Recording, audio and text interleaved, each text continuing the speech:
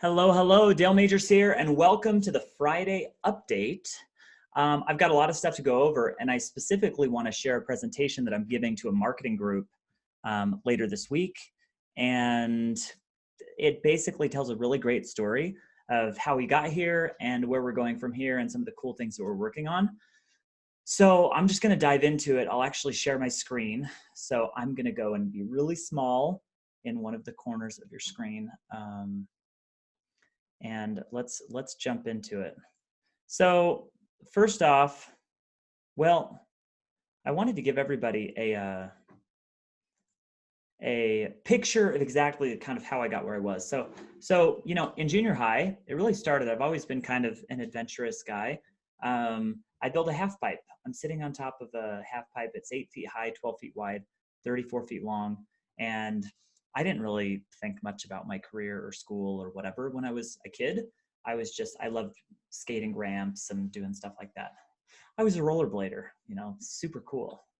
And then when I was in ninth grade, I got into wrestling, and I was like, I gave that my life, absolutely gave it my life. I started wrestling when I was 82 pounds in the 103-pound division, and I stayed in that division for 4 years, even when I had to go down from like 114 pounds. So it's crazy.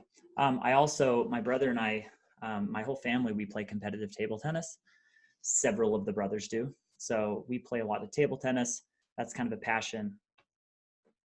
And right out of high school, this was a pretty formative experience. My friends and I took a Greyhound bus to Seattle or to Santa Barbara, and we rode down to San Diego. So a little bit before then, I actually started dabbling in bikes and I'd built a bike. So when I finally stumbled into this store that sold cheap bike parts, I started buying and selling them online. So this is actually a picture of our first warehouse. I would buy these parts from a salvage freight store or from bike swaps and find them anywhere we could. You'll see that was my old ThinkPad on the table, my old weight bench. That bike that's back there in the background, I actually bought from some guy that swam at the rec center to resell. I would buy and sell really anything. And then I got into direct sales, selling vitamins for a multi-level marketing company. And the thing that I picked up, and I go through this whole experience because I just want to lay the foundation. I learned a lot of lessons here that have definitely influenced me later on in coaching. Specifically that companies like this that do the direct sales, and I'll stop the share for a second. Companies that do the direct sales, there's a lot more focus on the business aspect of it than there is on the product. And it's really hard to make money doing this, but some people do. There's a few people that get these amazing stories of, I make $70,000 a month. But then for every one of them, there's 100 people that try it, and 95 quit within a year. 2 or 3 maybe make $2,000, $3,000, $5,000 a year, and it depends on the company. But in general, we're selling this opportunity when a lot of people will not make a lot of money from it. And in my coaching, I've been really mindful, and I've wanted to create offerings and coaching that could be applicable for the masses and make everyone successful, make a much higher percentage successful. Sure, plenty of content. You can put good content out there and have people not use it. That's not your fault. But I didn't want to be involved in opportunities where the attrition rate and where the failure rate was so high. And that's why I got into selling bike parts, or that's why I kept selling bike parts. And I'd been doing that in the background when I was doing this, when I was selling vitamins, but I got back in full time. I'll share the screen again. I got back in full time selling bike parts after this opportunity because I actually went on a bike trip from Canada to Mexico and had this epiphany that, I need to not do the vitamin thing and I need to do bike parts full time. So when I got back, my dad and I partnered to keep selling bike parts on eBay. And we eventually grew that company to $10 million in revenue. This was our building. We still own that. We just leased it out. This was the amazing exercise area that I built above a portion of the warehouse, 3,000 square feet. So cool. That's where we had our daily stand-up meetings. And so there you go. That's how we got to where we were. I loved running a company like Bike Wagon because I could hire someone and pay them $8 an hour and teach them skills and help them grow in their career so they could be making $20 or $30 an hour afterwards.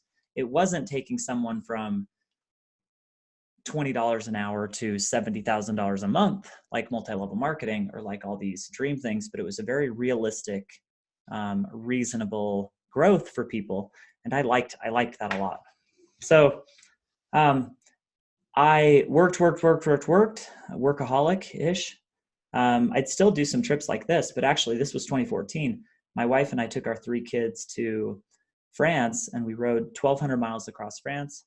Our 8-year-old rode 1,000 of those, and just an amazing experience. But it was then that I realized that I was always hustling and never taking care of myself as much as I wanted to. And I made some pivotal changes there. So after that, I sold my company and really had to restart all over, and restarting in a much more financially sound place, but restarting nonetheless. And I had to figure out how I was going to be motivated again and be engaged. So I came up with this personal mission for myself called Lane, where I really want to use my skill set to leverage the efforts of others, and by building teams and getting a lot more done through other people, activate the potential in others. I'm really good at prodding people and helping people take action. I've just noticed that since I was a kid. So I wanted to really harness that and develop that strength. I want to network and connect, because when I network and connect with good people, I get great ideas. So I really feed off of other people. And then experiment, educate, and explore. Continue to just live a passionate life where I'm exploring and I'm out there and I'm constantly learning, and just make the most out of this life I have.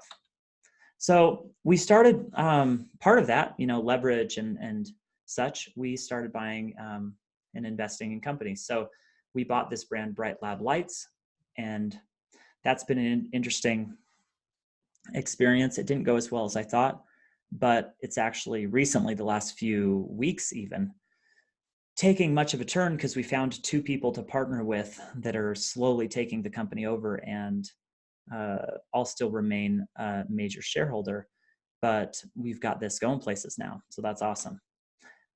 Investing in companies like this, Zook, they make an outdoor duffel bag. It's basically a shoe organizer on steroids, compression, and it's really cool for traveling. Put in your tent, put in your camper. We use them in our pop-up trailer. But I found these young entrepreneurs, and they're just really good guys that needed some capital, that needed some guidance and experience, and we were a good fit.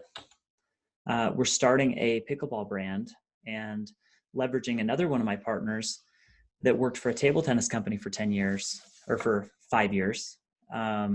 We're building a pickleball brand. Come on.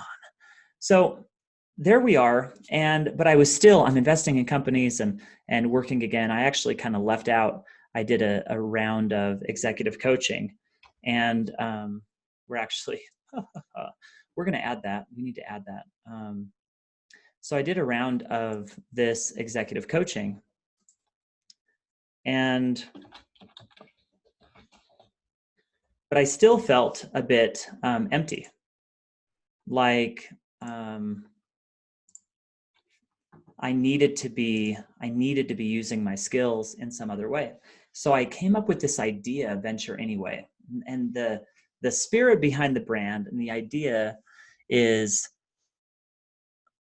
that a lot of us, we have the potential, but we hold ourselves back, and we get held back because of small things, and we don't take action, and then we don't capitalize on that potential that we have. So I wanted to create a brand that helped people take action, and I was going to do that, and I'm going to do that through education, product, creating product where there's a give back component, and investment in other companies. Because a lot of times people just need money if they have a lot of the education and everything else in line.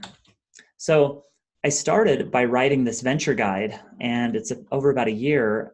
It's a kind of mini book. It's 75 pages. Over about a year, I came up with this guide that helped me really figure out what I stood for and what my philosophy was. I started creating these YouTube videos maybe 8 or 9 months ago, and that's been fun and awesome. I've got 151 subscribers. And from there, I started doing group coaching. So I do coaching around personal productivity, where I'll get a group of 10 entrepreneurs and we coach. So I've got the product set. It's started, right? But where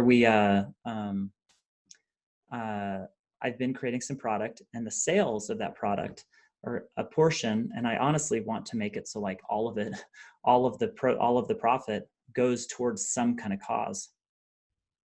And I'm figuring that out. I really am passionate about getting people into entrepreneurship, hopefully early. So we're looking at ways to get youth more involved in entrepreneurship, and ways for this product profit to go towards that initiative. And also then I want to invest in entrepreneurs. So the problem right now that I have is when you're selling online, you need to spend a lot of money on marketing. So I because of my days in multi-level marketing, I don't want to sell $1,000 course right now. So I'm having a hard time I'm going to have a hard time driving traffic to some of those courses. So I'm actually meeting with this marketing group, and they're going to help me out with some of those ideas. So I'm going to stop the share there. But that's really how I got to where I am. And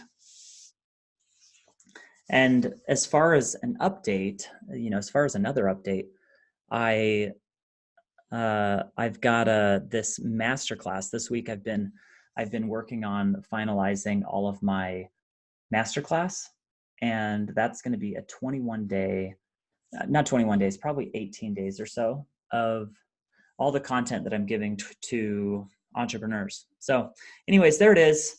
Just constantly figuring things out, looking at deals. We're looking for other companies. I'm meeting entrepreneurs, getting people into our coaching thing. I don't love sales. I don't love really spending time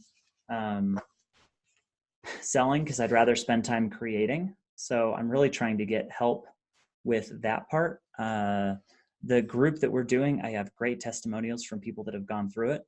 I need to do a better job of getting referrals and things like that. Yeah, so that's a day in the life of an entrepreneur trying to figure things out and move forward. But it's been a lot of fun. If I can be helpful to you at all, let me know. But otherwise, we are just going and paving our way. So I'll see you on the next video, and thanks for your support. Bye.